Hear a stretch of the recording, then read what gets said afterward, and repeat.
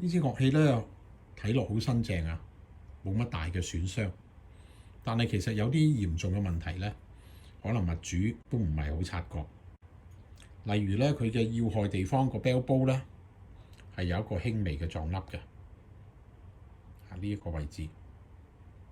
都好難睇得到，但係咧係撞凹咗嘅。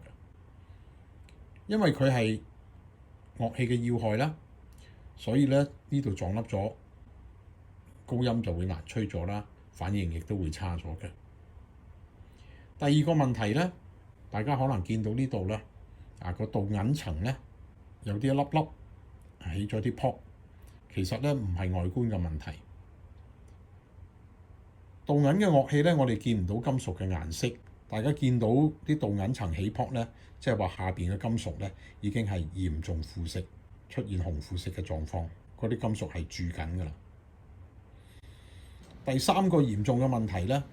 就係佢嘅 lead 批，可能咧長期咧都冇乜打理咧，其實咧佢有好多腐蝕喺入邊嘅，大家都睇得到㗎。咁腐蝕咗嘅 lead 批咧，當然會影響樂器嘅質素啦。咁你要佢特別好吹咧，就相當之難啦。